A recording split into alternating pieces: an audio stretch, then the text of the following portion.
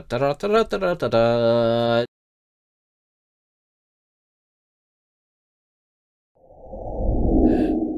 John, you have told me I must set the ambiance. So, Yes. so I'm sitting in a darkened room. And I have changed my entire color spectrum here for the same reason. You are purple as can be. Yes. Yes. Mhm, Yes. Yes, I am. I see what you did there. Because it's Yes Day. It is time for Dave. We've gotten you used to long form music. We've gotten you used to changes in style mid song. We've gotten you used to spaced out lyrics. I've even changed something about myself, and that's my pompadour hairstyle. Yes. It's because I went for a walk on the beach with a hat today. I see. It's just You have a what salt air happens. perm is what you have. It's what happens. Love me a salt air perm. I looked at it and I was like, meh, whatever. Okay. Looks good to me. Dave, I'm going to try and give you a little bit of prep on this song you're about to hear. Okay. First of all, I want to alert you that the song begins with some unusual and somewhat discordant playing. Okay. I know it's not your favorite thing in the world. It's all But I right. want to alert you that it's just in the beginning because it is an audio representation of what the entire piece is trying to convey. Interesting. Okay. Now I'm going to have to suss out like what the music is trying to convey and what the lyrics are trying to. Well, it's yes. So I could say the lyrics mean whatever I want, right? Yeah, absolutely. Yes. That's what I've learned about yes. In fact, why don't you go ahead and give us a guess now before we get into Close to the Edge? What do you think those lyrics are about? Close to the Edge. It's about a family who goes on a vacation, and they're about to take a family photo, and they're standing just right next to the cliff, and the father-in-law is standing there, and he's like, "Okay, just one more step back," and they were a little too close to the edge. Okay. All right. That's probably as good as any. Dave, it's a very long, slow fade in. I'm going to recommend that you close your eyes whenever lyrics are not being sung. Okay. I'm going to recommend that you go smoke some Mother Nature before you start.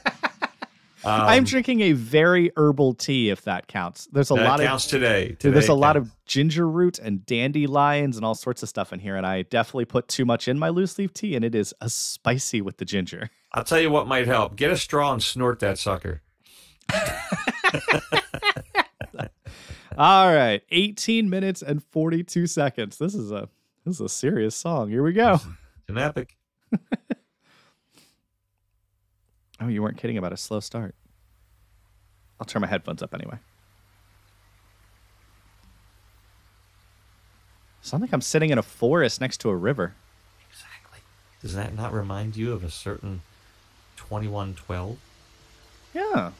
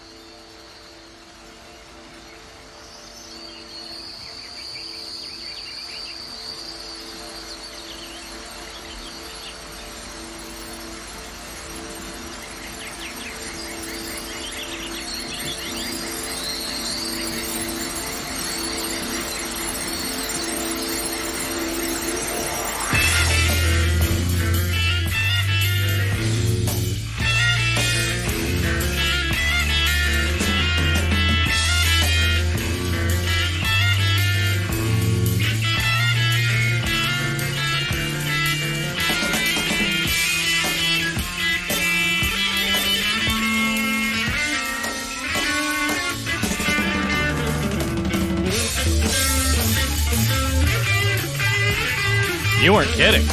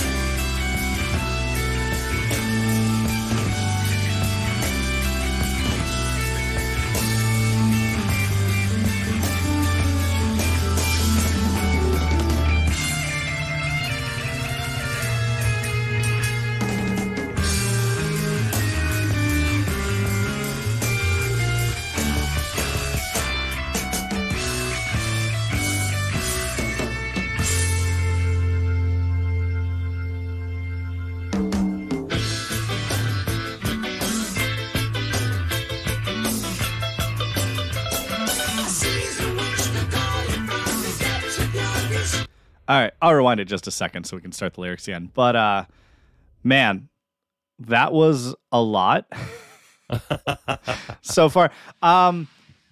I am very much on record as saying I don't love. Is it discordance? Disconcordance? Discordance. Discordance? Mm-hmm. I don't know. Make music, not noise. If I had a T-shirt, that would be the slogan on it. And that is unfortunately how I feel about most of playing that is in that vein. And I understand that it has a certain artistic point, but that point is simply lost on me. That's who I am. We're all different, and that's unfortunately how I feel. But once the song gets started, both pre and post that section of the piece, I really did enjoy it. The opening made me feel, you said try to feel things from the music, and the opening made me feel like I was walking into some like fantasy realm. Like think you're walking into Rivendell or something like that. Just like a beautiful forest scene with flowing rivers and chirping birds and all of that. But almost otherworldly, like if you walk through the Stargate and you walked onto another planet, and it was just this beautiful vista of nature. That is definitely what the opening made me feel. So I liked that a lot. I'm going to do my best to pick out what the discordance was alluding to for the rest of the piece, but I won't lie and say that I liked it. It's just not me, unfortunately. But on the bright side, we still have like 14 and a half minutes left of song to go. That's correct. That was actually part of the first movement. The first movement, which we're in right now, is called The Solid Time of Change. The Solid Time of Change. All right, well, I backed us up a little bit so we won't miss anything. So here we go. Bring lyrics on screen.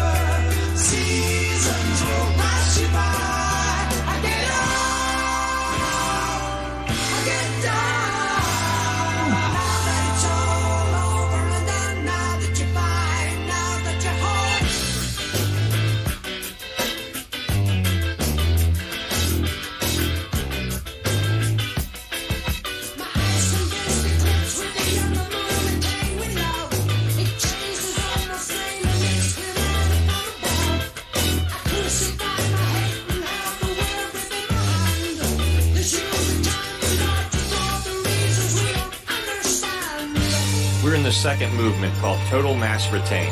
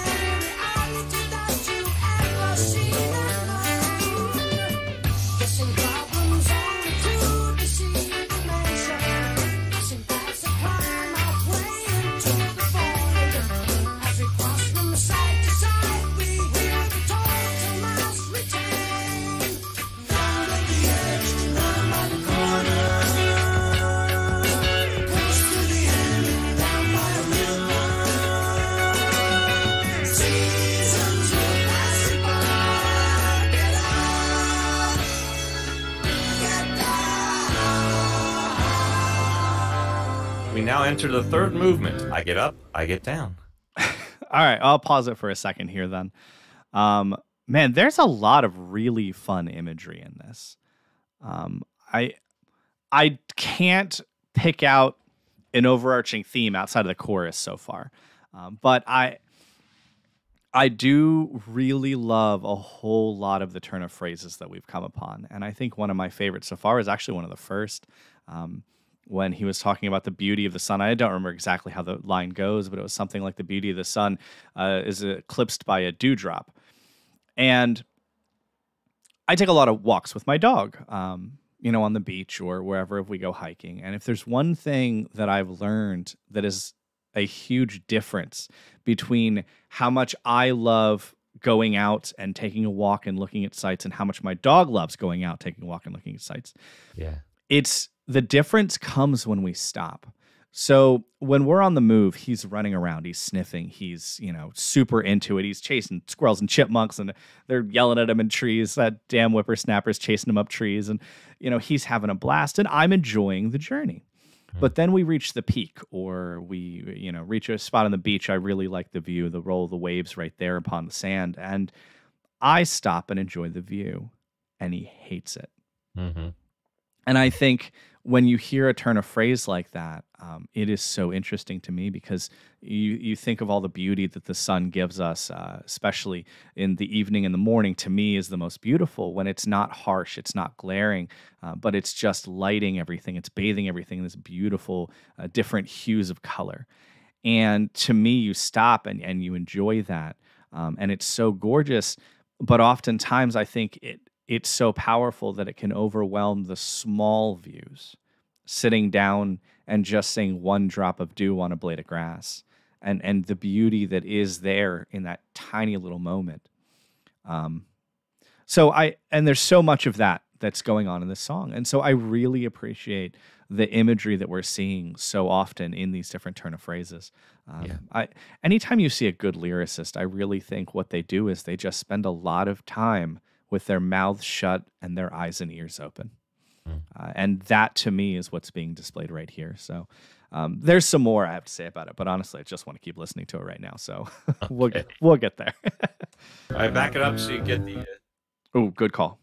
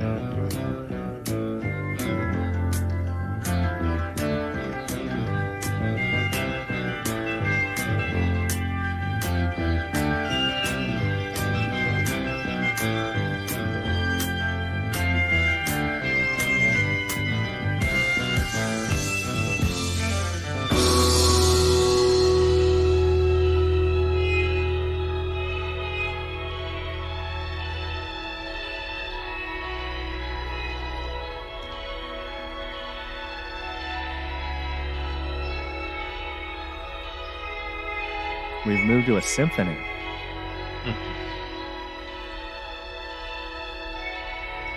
It's a symphony of vista. It's a symphony of view. Picture you're on the mountaintop and you are looking around. You're circling. And the hairs on my arms are up. Vertical.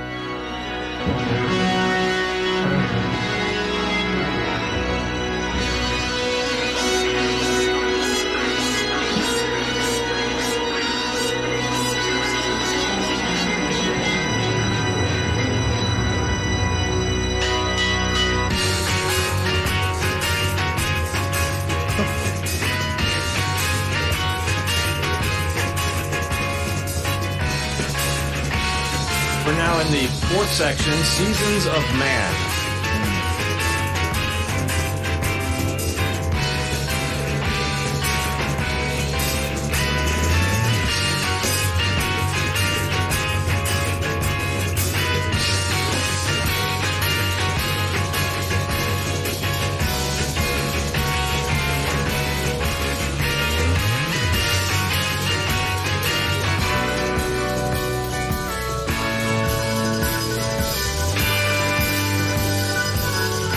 Strap in for a ripping solo.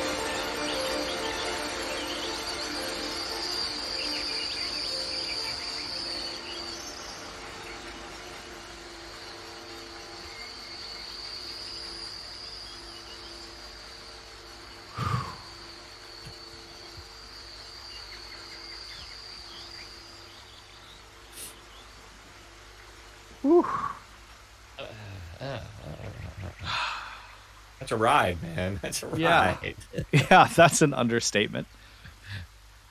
That rivals some of the best classical music I've ever heard. That's true. Yeah. Yeah, that was a ride worth taking. I still say minus the 2.5 minutes of discordance in the beginning, but that is a personal opinion, and I can't get over that. But I mean, then you had 16 minutes of an absolutely incredible journey. You told me to take the journey of the music, and I think that journey went a lot of places. Won't disagree with that. I think we started with, I stand by what I said. I think you're entering a forest, whether you beamed down to the beautiful planet or entered Rivendell or whatever you want to call it. You started in this beautiful forested area, untouched by, ravages of whatever. At one point, we were running from the Phantom of the Opera. That was kind of fun. We stood on top of a mountain and enjoyed the epic view, and it felt like the wind was in my face and I could see for miles. And then we ended, I felt laying in the grass, back in that beautiful forest, surrounded by a river that ran around us, and birds and bugs and everything else back in the forest trees. And that as a package was absolutely incredible as a journey musically. Lyrically, I mean, I don't know, man. It was 18 minutes long, and I kept getting absolutely lost in it for portions. I think that overall, yes, tends to have the theme of time marching on and time passing being a very regular thing that I've seen from the songs that you've shown me, at least. And I think that this song is no different. I think this is very much in their wheelhouse lyrically, in that you have a bunch of beautiful visual lyrics, sort of things that evoke in your mind vistas that go along with the music. But I also felt there were a lot of passage of time mantras in there. Even from I get up and I get down, and you pass through life, seasons of life pass on. But the entire piece feels hopeful about the passage of time. Like, it's not a sorrowful thing. It's not a scary thing, almost as if death isn't scary at all. Almost as if we look forward to the next adventure, if you will. I think the imagery of the woman clad in white who allowed her domain to be crucified, I would take that as Mother Earth, who has allowed herself to be ravaged, and you could argue is now fighting back, but that's a discussion we won't get into. I could see it easily going there, and this came out 70s, and I think 72. 72. 50 years ago this year. 50 years.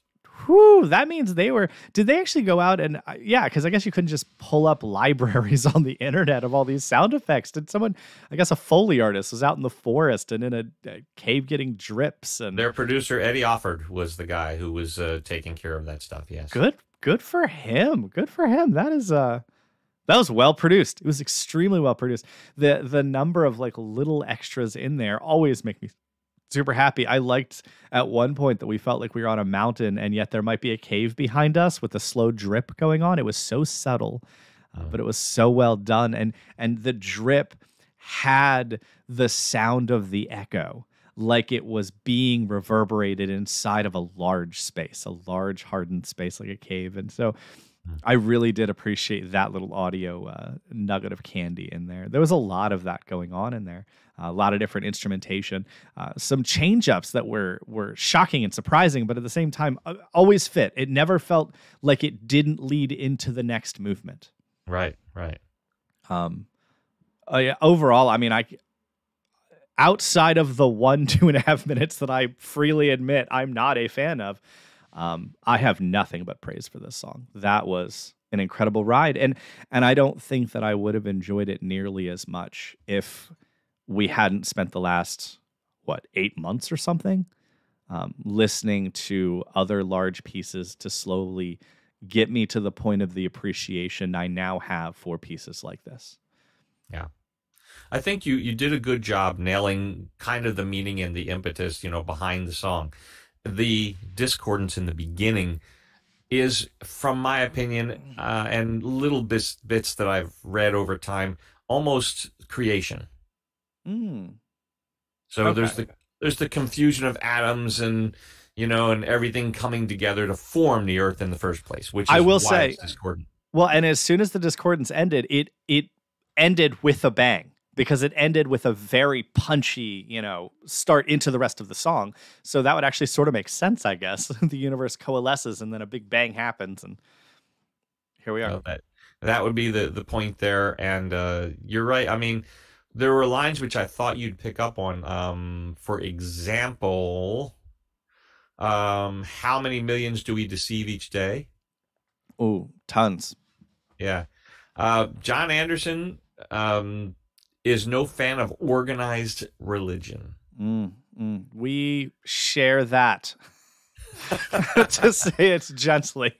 Right. Now, what he says is that he believes basically that you are within yourself supposed to be your own church, and that you can go to church on a mountain and you can go to church. There's a lot of people that hold that general opinion.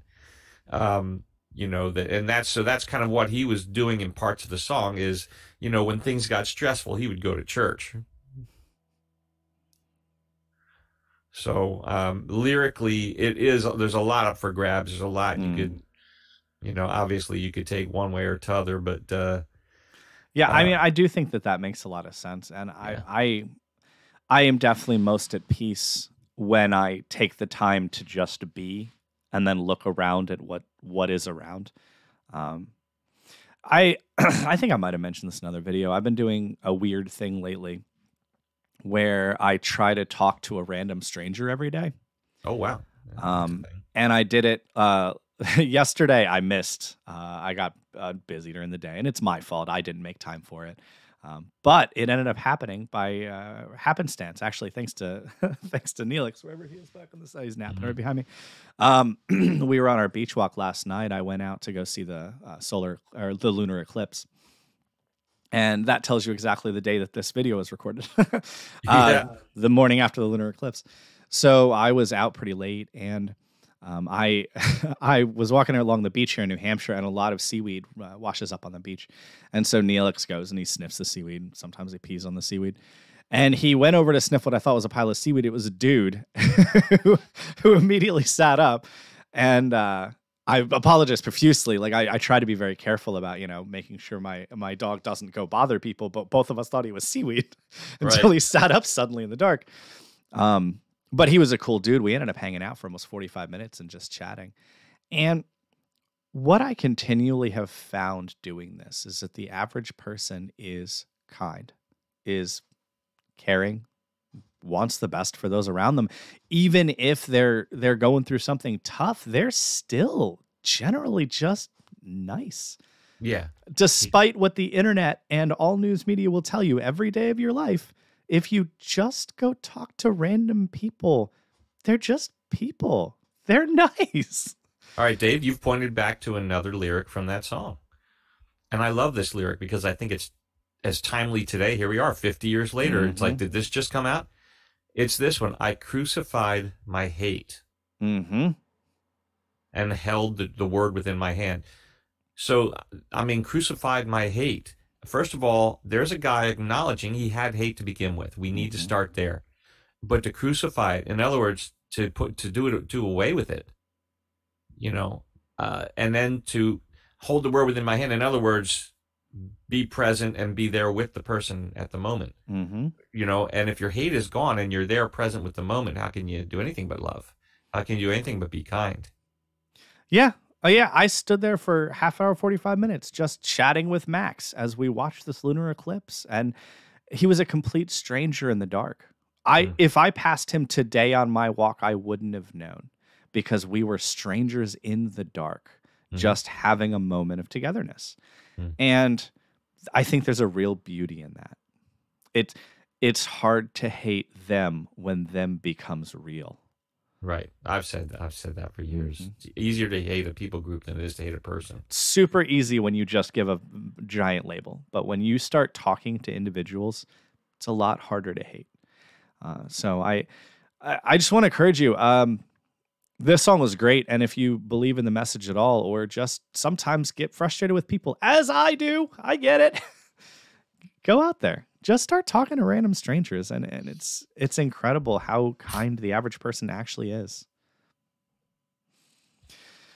Whew, that was a ride, John. I was wiping tears and smoothing it's such goosebumps. A beautiful piece. Yeah, I was trying to. My hair standing on end most of the time during that song. My hair started on end. That's the truth. Pretty cool, huh?